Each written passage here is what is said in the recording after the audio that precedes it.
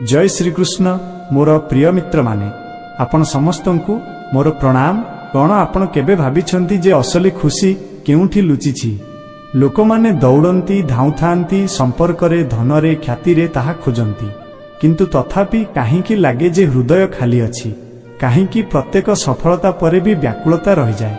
कृष्ण एहा ही सिखांती खुशी कौनसी बाहरर वस्तु नुहे, यह तो आपणक भितरे अछि। जेउ दिन आपण निजको खुशी रखिबा शिखिजिबे सेही दिन दुनियार कौनसी शक्ति आपणको दुखी करि परिबो नाही। कृष्ण अर्जुन को कहउचंती जीवनर सबुठारु बड़ युद्ध निज मन सहित होइथाए।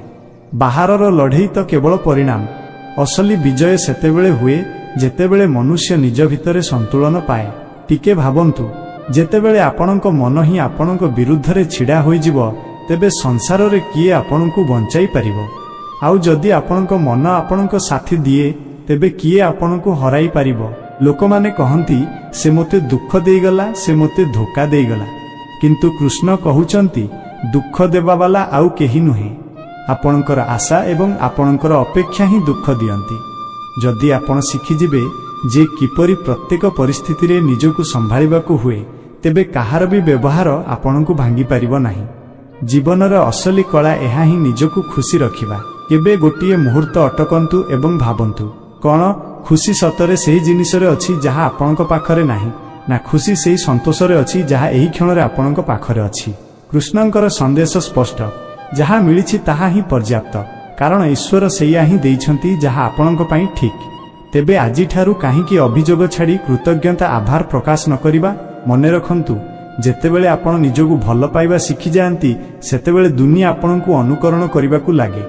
जदि आपण उदास रहिबे तेबे आखपाखर वातावरण मध्य भारी होइजिबो, किंतु जदि आपण हसिबे तेबे सबुठारु अंधार मुहूर्त भी आलोकित होइजिबो। एहा ही आत्मशक्ति, एहा ही कृष्ण बाणी। कृष्ण कहउचंती जेउ मनुष्य निज भितरे सुख खोजिनिए से केबे खाली रुहे नाही। टिके भाबंतु, जे जेतेबेले काहाकू लगातार बाहरर जिनिसरु ही आशा थाए तेबे तार अवस्था कोन हुए?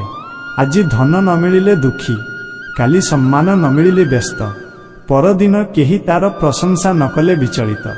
एमिति जीवन किपरि जीवन? यह तो एक बंधन, किंतु जीए एही रहस्य बुझिगला जे असली खजना भितरे अछि से केबे भांगे नाही। जीवनर बाट सबुबेले सीधा और सरल न थाए।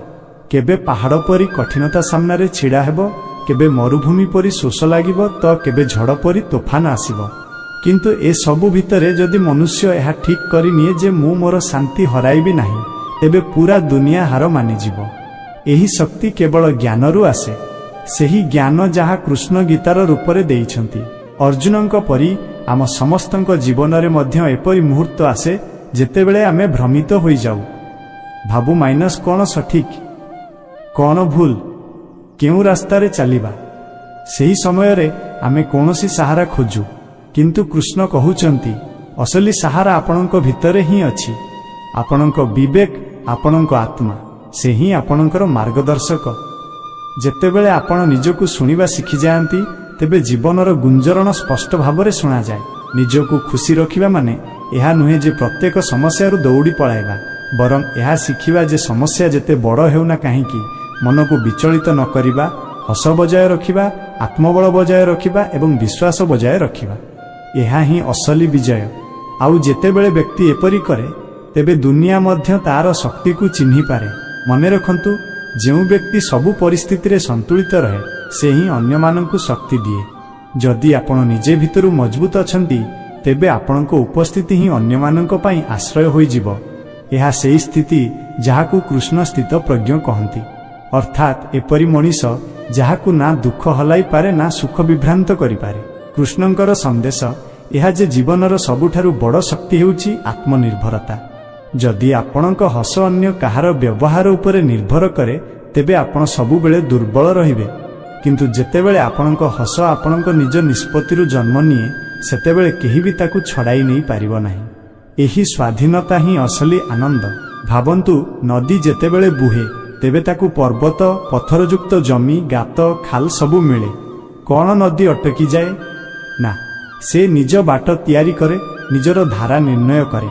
सेही परी मनीष को मध्य परिस्थिति अनुसारे निजको ढालिबाकू पड़िबो।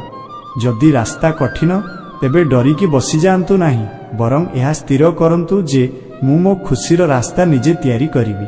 अधिकांश लोक कहती जे जेतेबेले सबु किछि ठीक हेबो सेतेबेले मु खुशीरे रहिबी, किंतु सत्य उलटा। जेतेबेले आपण खुशीरे रहिबा शिखिजिबे सेतेबेले सबु किछि ठीक लागिबाकू लागिबो, कारण दुनिया सेमिति देखा जाए जेमिति आपणकर नजर थाए। जदि आपणक नजर निराशारे भरिछि तेबे स्वर्ग मध्य नर्क परि लागिबो, आउ जदि आपणक नजर विश्वासरे भरिछि तेबे नर्क मध्य आपणकु शिक्षा देई स्वर्ग परि अनुभव देव। कृष्ण एहा मध्य सिखांती जे खुशी एक साधना, एहाकु प्रतिदिन बाछिबाकू पड़े जेमिति निश्वास नेबा। सकाळु उठंतु एवं मनरे एही संकल्प भरंतु जे आज जहा भी हेउ मु मोर शांति हराइबी नाही। एही वचन ही आपणकु सारा दिन शक्ति देव। आउ जदि दिन रे केउठी हार मानिबाकू मन हुए तेबे बस निज भितरे कृष्णंकर स्वर शुणंतु, डर नाही, मु तो सहित अछि। निजकू खुशी रखिबा शिखिबा माने एहा नुहे जे आपण अन्य मानक ठारू मुह फेराई नेबे। एहार अर्थ हेउची आपणक मूल एते गभीर हेउ जे बाहरर झड़ ताकू हलाई न पारिबो। जेतेबेले गछर चेर मजबूत थाए तेबे तोफान जेते भी जोर हेउना काहेकि गछ छिड़ा होई रहे। सेहीपरि जेउ मनीष निज भितरे स्थिर होई जाईची तार सामनारे कौनसी परिस्थिति तिष्टि पारे नाही। मनुष्यर सबुठारू बड़ भूल एहा जे से निज दुखर कारण सबुबेले अन्य मानकू माने, केबे परिस्थिति को दोष दिए, केबे परिवार को, केबे समाज को, तो केबे भाग्य को। किंतु गीतारे कृष्ण स्पष्ट कहिसंती आपणक सुख दुख आपणक निज विचार द्वारा ही स्थिर हुए।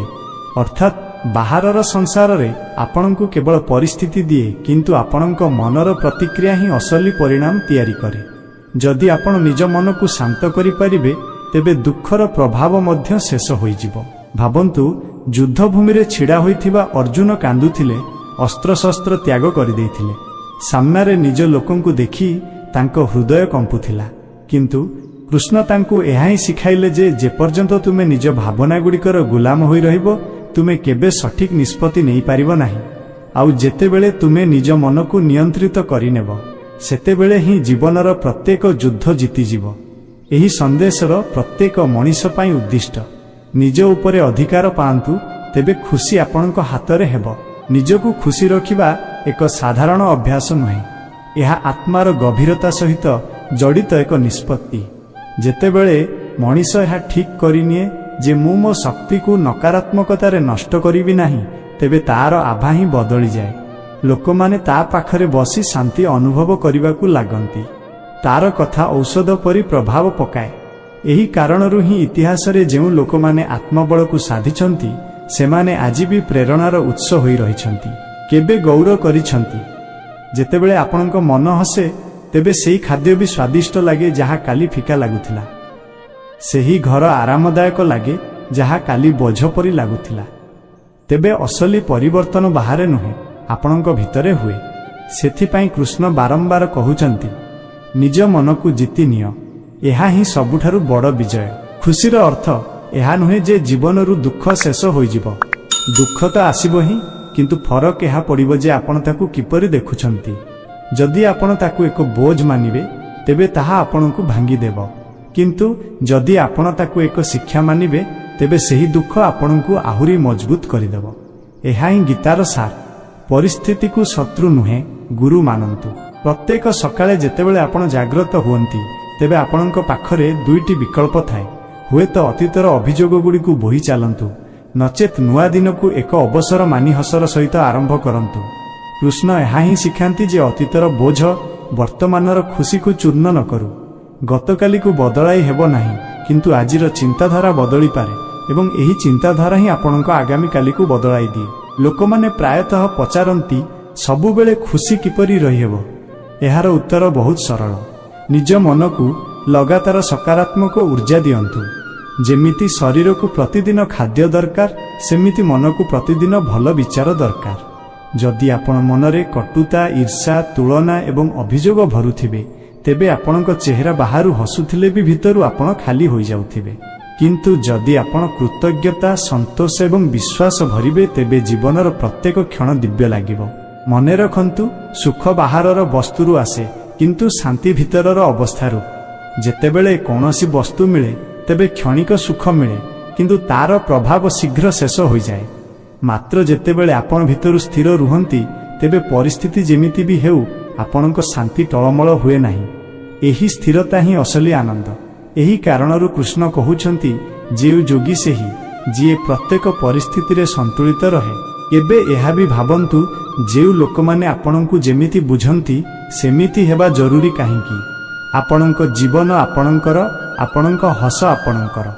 ଯଦି ଆପଣ ଅନ୍ୟମାନଙ୍କ ଚିନ୍ତା କରୁ କରୁ ନିଜ ଆତ୍ମାକୁ ଦୁଃଖୀ କରିଦେବେ ତେବେ ଶେଷରେ କିଛି ବି ହାତକୁ ଆସିବ ନାହିଁ। ସେଥିପାଇଁ ନିଜ ସହିତ ନ୍ୟାୟ କରନ୍ତୁ, ନିଜ ମନର କଥା ଶୁଣନ୍ତୁ, ନିଜ ଆତ୍ମାକୁ ସମ୍ମାନ କରନ୍ତୁ। ଏହି ଆତ୍ମସମ୍ମାନ ଧୀରେ ଧୀରେ ଆତ୍ମସୁଖରେ ପରିଣତ ହୋଇଯାଏ। ନିଜକୁ ଖୁସି ରଖିବାର ଅର୍ଥ ହେଉଛି ପ୍ରତ୍ୟେକ ପରିସ୍ଥିତିକୁ ଅବସରରେ ବଦଳାଇବା।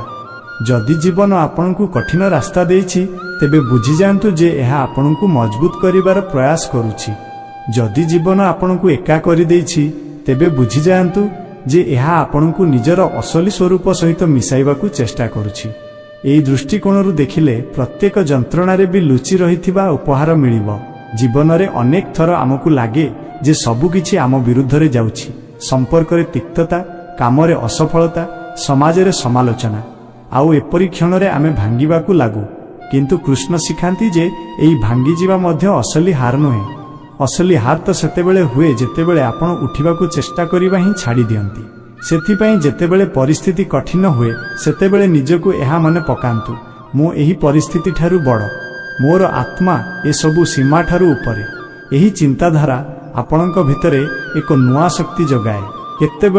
କେତେବେଳେ ଆମେ ନିଜକୁ ଏତେ ଦୁର୍ବଳ ଭାବି ନେଉ ଯେ ଅନ୍ୟମାନଙ୍କର ଛୋଟ କଥା ମଧ୍ୟ ଆମକୁ ଦୁଃଖୀ କରିଦିଏ।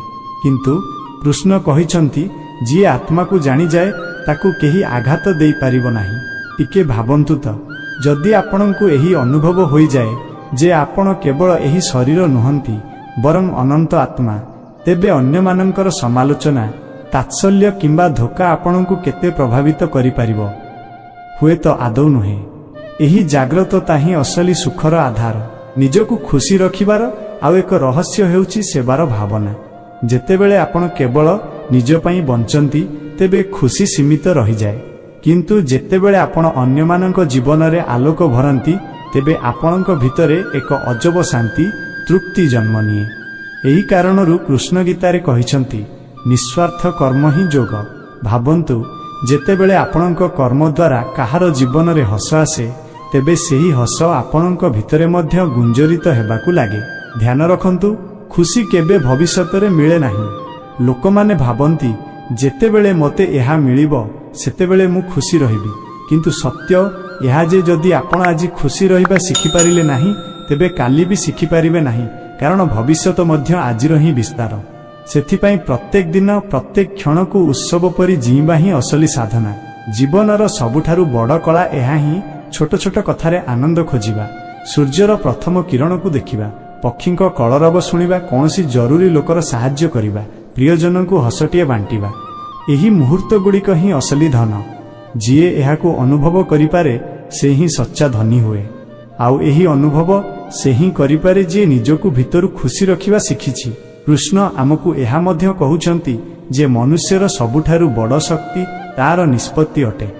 ଯଦି ଆପଣ ଏହା ଠିକ୍ କରିନେଲେ ଯେ ମୁଁ ସବୁ ପରିସ୍ଥିତିରେ ସକାରାତ୍ମକ ରହିବି, ତେବେ ଦୁଃଖ ମଧ୍ୟ ଆପଣଙ୍କ ସାମ୍ନାରେ ତିଷ୍ଠି ପାରିବ ନାହିଁ। ଯେଉଁ ମଣିଷ ନିଜ ନିଷ୍ପତ୍ତି ଉପରେ ଅଟଳ ରହେ ସେ ହିଁ ଜୀବନକୁ ଦିଗ ଦିଏ। ଆଉ ଯିଏ ନିଜ ମନର ପ୍ରବାହରେ ଭାସି ଚାଲିଥାଏ ସେ ସବୁବେଳେ ପରିସ୍ଥିତିର ଗୁଲାମ ହୋଇ ରହେ। ଟିକେ ଭାବନ୍ତୁ ତ, ଯଦି ବର୍ଷା ହେଉଛି ତେବେ ଦୁଇ ଜଣ ଲୋକଙ୍କର ପ୍ରତିକ୍ରିୟା ଅଲଗା ହୋଇପାରେ। ଜଣେ ବ୍ୟକ୍ତି ଅଭିଯୋଗ କରିବ ଯେ ଲୁଗା ଓଦା ହୋଇଗଲା, ତ ଅନ୍ୟ ଜଣେ ବ୍ୟକ୍ତି ସେହି ବର୍ଷାରେ ନାଚି ଆନନ୍ଦ ନେବ। ବର୍ଷା ତ ସେଇଆ, କିନ୍ତୁ ନଜରିଆ ଅଲଗା। ଏହା ହିଁ ଜୀବନର ରହସ୍ୟ। ପରିସ୍ଥିତି ସମସ୍ତଙ୍କୁ ସମାନ ମିଳେ, କିନ୍ତୁ ଖୁସି ରହିବାର ଚୟନ ସମସ୍ତଙ୍କର ଅଲଗା ଅଲଗା ହୁଏ। କେବେ ଏହା ମଧ୍ୟ ବୁଝନ୍ତୁ ଯେ ଦୁଃଖ କେବଳ ସେତେବେଳେ ବଢ଼େ ଯେତେବେଳେ ଆମେ ତୁଳନା କରିବାକୁ ଲାଗୁ। ଅନ୍ୟମାନଙ୍କ ଜୀବନ ଦେଖି ଆମେ ନିଜ ଖୁସି ହରାଇ ଦେଉ। କିନ୍ତୁ କୃଷ୍ଣ କହୁଛନ୍ତି, ନିଜ ଧର୍ମ କର, ଅନ୍ୟମାନଙ୍କର ନକଲ କର ନାହିଁ। ଅର୍ଥାତ୍ ନିଜ ବାଟରେ ଚାଲନ୍ତୁ, କାରଣ ଆପଣଙ୍କ ଜୀବନ ଆପଣଙ୍କର ଯାତ୍ରା। ଯଦି ଆପଣ ଅନ୍ୟ କାହାର ରାସ୍ତାରେ ଚାଲିବେ ତେବେ ନା ସେଠାରେ ସନ୍ତୋଷ ମିଳିବ ନା ଆନନ୍ଦ। ନିଜକୁ ଖୁସି ରଖିବାର ଆଉ ଏକ ବଡ଼ ସାଧନ ହେଉଛି କ୍ଷମା, ମାଫ କରିବା। ଯେତେବେଳେ ଆପଣ କାହା ପ୍ରତି ଦ୍ୱେଷ ଭାବ ରଖି ବସନ୍ତି ତେବେ ସେହି ବୋଝ ଆପଣଙ୍କୁ ହିଁ ଭିତରୁ ଖାଇଥାଏ। କିନ୍ତୁ ଯେତେବେଳେ ଆପଣ କ୍ଷମା କରିବା ଶିଖିଯାଆନ୍ତି ତେବେ ଆପଣଙ୍କ ହୃଦୟର ବୋଝ ହାଲୁକା ହୋଇଯାଏ, ଆଉ ହାଲୁକା ମନ ହିଁ ଖୁସି ରହିପାରେ। ଏହି କାରଣରୁ କୃଷ୍ଣ କରୁଣା ଏବଂ ଦୟାକୁ ସର୍ବୋଚ୍ଚ ଗୁଣ ବୋଲି କହିଛନ୍ତି। ଏହା ଭାବନ୍ତୁ ନାହିଁ ଯେ ଖୁସିର ଅର୍ଥ ସବୁବେଳେ ହସୁଥିବା। ଅସଲି ଖୁସିର ଅର୍ଥ ହେଉଛି ଭିତରର ସ୍ଥିରତା। ଯେମିତି ସମୁଦ୍ର ବାହାରୁ ତୋଫାନି ଦେଖାଯାଇପାରେ କିନ୍ତୁ ତାର ଗଭୀରତା ସବୁବେଳେ ଶାନ୍ତ ରୁହେ, ସେହିପରି ଯେଉଁ ବ୍ୟକ୍ତି ଭିତରୁ ସ୍ଥିର ତାର ବାହାର ପରିସ୍ଥିତି ଯେମିତି ବି ହେଉ ସେ ଭାଙ୍ଗେ ନାହିଁ। ଏହି ସ୍ଥିରତା ସାଧନାରୁ ଆସେ, ଆତ୍ମଚିନ୍ତନରୁ ଆସେ। ମନେ ରଖନ୍ତୁ, ଜୀବନର ସୌନ୍ଦର୍ଯ୍ୟ ସେତେବେଳେ ହିଁ ଅନୁଭବ ହୁଏ ଯେତେବେଳେ ଆପଣ ନିଜ ବର୍ତ୍ତମାନକୁ ଆପଣାନ୍ତି। ଯଦି ଆପଣ ଅତୀତରେ ଅଟକି ରହିବେ କିମ୍ବା ଭବିଷ୍ୟତର ଚିନ୍ତାରେ ବୁଡ଼ି ରହିବେ ତେବେ ବର୍ତ୍ତମାନର ଆନନ୍ଦ ହରାଇଦେବେ। ଆଉ ବର୍ତ୍ତମାନ ହିଁ ଅସଲି ଖଜଣା। କୃଷ୍ଣ ଏହା ହିଁ ଶିଖାନ୍ତି, କ୍ଷଣକୁ ଜିଅ, କର୍ମ କର, ଫଳର ଚିନ୍ତା କର ନାହିଁ। ଏହି ସୂତ୍ର ହିଁ ଜୀବନକୁ ସହଜ ଏବଂ ଆନନ୍ଦମୟ କରିଦିଏ। କୃଷ୍ଣଙ୍କର ସନ୍ଦେଶ କେବଳ ଯୁଦ୍ଧଭୂମି ପର୍ଯ୍ୟନ୍ତ ସୀମିତ ନୁହେଁ, ବରଂ ଆମର ଦୈନନ୍ଦିନ ଜୀବନର ମାର୍ଗଦର୍ଶନ ମଧ୍ୟ କରେ।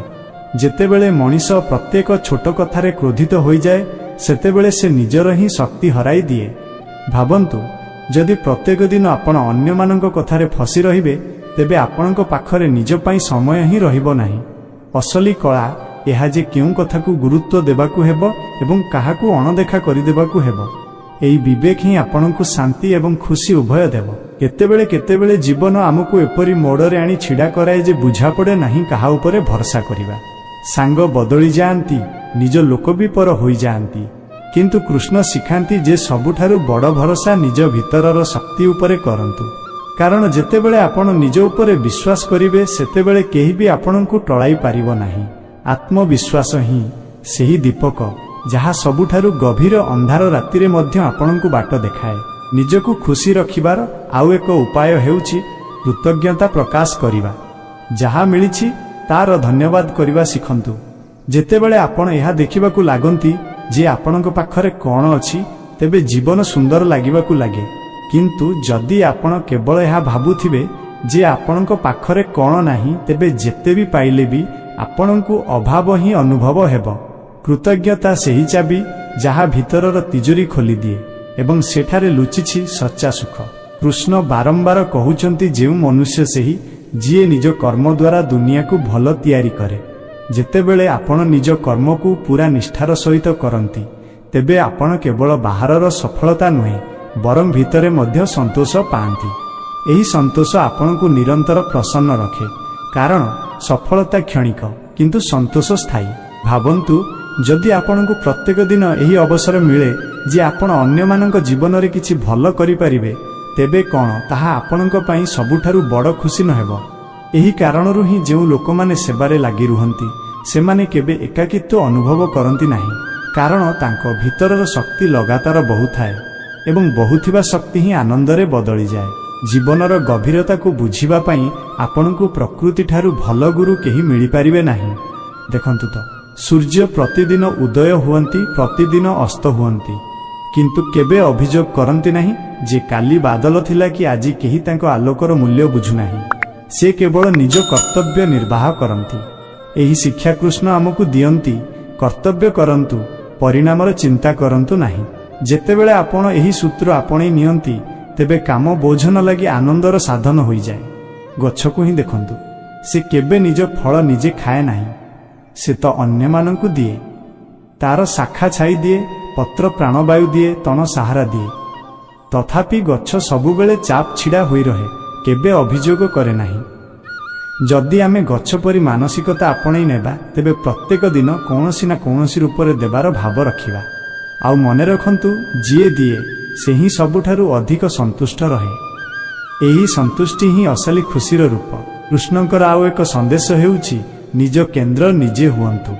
ଜୀବନରେ ତୋଫାନ ଆସିବ, ଲୋକ ବଦଳିବେ, ପରିସ୍ଥିତି ଟଳମଳ ହେବ, କିନ୍ତୁ ଯଦି ଆପଣଙ୍କର ଆଧାର ଭିତରେ ଅଛି ତେବେ କେହି ଆପଣଙ୍କୁ ତଳେ ପକାଇ ପାରିବେ ନାହିଁ।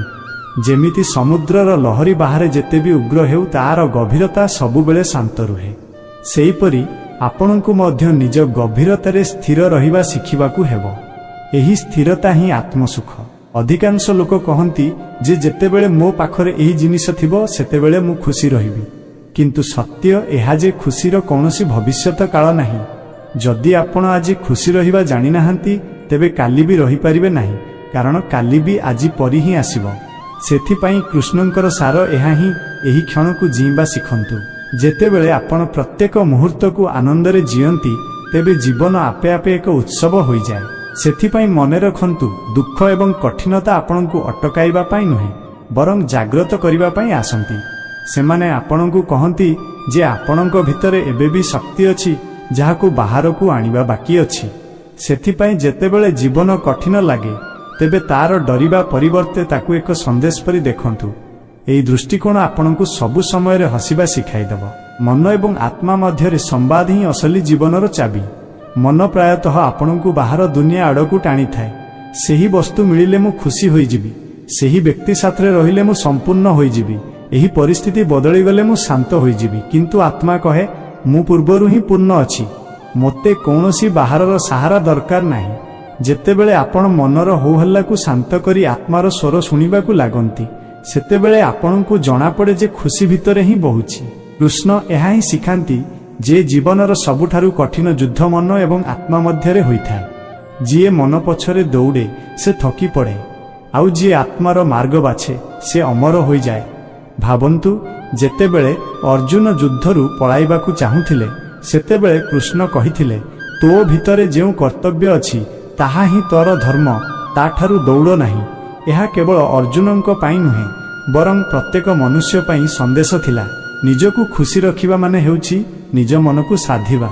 जेतेबेले आपण निज विचार गुडी को नियंत्रित करिनियंती तेबे दुख आपणकु छुई भी पारे नाही। दुखर बीज केवल विचार रे थाए।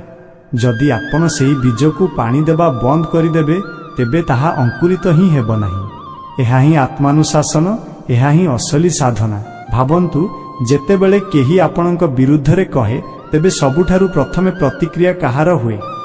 मनर। ताहा तुरंत आघात पाए, किंतु जदि सेही क्षण रे आपण भितरर आत्मा को मने पकांती तेबे आपणकु लागिबो कोन एहा सतरे मो मूल्य को कम करि परिबो ना, आउ सेही मुहूर्त रे आपणकर जंत्रणा शेष होई जिवो। एही अभ्यास धीरे धीरे आपणकु प्रत्येक परिस्थिति रे स्थिर करि दिए। कृष्णंकर संदेश एहा मध्य जे जेउ व्यक्ति निज भितरु जोड़ी होई जाए सेही अन्य माननकु सच्चा खुशी देई पारे, कारण जे निजे दुखी से अन्य माननकु सुख किपरि देई पारिबो। सेथिपाई प्रथमे निजकु पूर्ण करंतु, तापरे संसार सहित बांटंतु। एहा ही आत्मविकास एवं एहा ही आत्मदान। कृष्ण शिखांती जे जीवनर सबुठारु बड़ रहस्य एहा जे आमे निज भितरर शक्ति को चिनिबा। प्रायतः आमे भाबु जेउ शक्ति केवल बाहरर सफलतारे अछि, पद, सम्मान, धन, किंतु सच्चा शक्ति तो यह जानिबारे अछि जे आपण परिस्थिति सत्वे भी शांत रही पारिबे। जेतेबेले तोफान आसे तेबे डरिबा परिवर्ते यह बुझंतु जे यह केवल आपणक भितरे लुचि रहिथिबा स्थिरता को बाहरकु आनिबार एक अवसर। भाबंतु जदि प्रत्येक मनीष निज भितरे स्थिरता शिखिनिए तेबे दुनिया केते बदली जिवो। लोकमाने मिछ, धोका एवं असफलता द्वारा व्यस्त हेबे नाही, कारण तांको मन सबुबेले निज मूलरे मजबूत भावरे छिड़ा होई रहिबो। एही स्थिर मन ही सबुठारु बड़ खजणा, एवं कृष्ण कहउचंती एही खजणा आपणकु सबु समय रे आनंदित रखे। निजकु खुशी रखिबा केवल भावना गुड़िकर खेल नुहे, एहा दैनंदिन निष्पत्ति गुड़िकर परिणाम। आपण कोन देखंती, काहाकु गुरुत्व दियंती, काहाकु अणदेखा करंती, एहा ही आपणक खुशीर निर्माण करे। उदाहरण स्वरूप जदि आपण प्रत्येक छोट कथारे रागी जाआंती तेबे जीवन लगातार तिक्ततारे रहिबो, किंतु जदि आपण छोट छोट भल कथा उपरे ध्यान देबे तेबे प्रत्येक क्षण रे आलोक देखा जिबाकु लागिबो। कृष्ण यह मध्य कहउछंती जे जेउ व्यक्ति निज कर्म को आसक्ति बिना करे से ही सच्चा सुख पाए। जदि आपण प्रत्येक काम को केवल फलाफल पाई करिवे तेबे प्रत्येक असफलता आपणकु दुख देबो, किंतु जदि आपण कर्म को एक साधना भावी करंती तेबे परिणाम जेमिति भी आसु आपणक मन सबुबेले प्रसन्न रहिबो। एही संतुलन ही वास्तविक आनंद। केबे ध्यान दियंतु, जेतेबेले आपण निज भितरे शांति अनुभव करंती तेबे छोट छोट जिनिस मध्य आपणकु प्रेरणा एवं प्रसन्नता दियंती, जेमिति सकाळर ठंडा पवन, काहार हस किंबा निज प्रयास रे टिके सफलता। ଏହା କ୍ଷଣିକ ସୁଖ ନୁହେଁ, ବରଂ ଆତ୍ମାର ଗଭୀର ସ୍ତରରୁ ଆସୁଥିବା ସ୍ଥାୟୀ ଆନନ୍ଦ। କୃଷ୍ଣ କହୁଛନ୍ତି ଯେ ଏକାକିତ୍ୱ କୌଣସି ଶତ୍ରୁ ନୁହେଁ, ବରଂ ଶିକ୍ଷକ। ଯେତେବେଳେ ଆପଣ ଏକୁଟିଆ ଥାଆନ୍ତି, ସେତେବେଳେ ଆପଣଙ୍କୁ ନିଜ ଭିତରେ ଝୁଙ୍କି ଦେଖିବାର ଅବସର ମିଳେ। ଏହି ସମୟରେ ହିଁ ଆପଣଙ୍କ ମନ ଏବଂ ଆତ୍ମା ପରସ୍ପର ସହିତ ସମ୍ବାଦ କରନ୍ତି।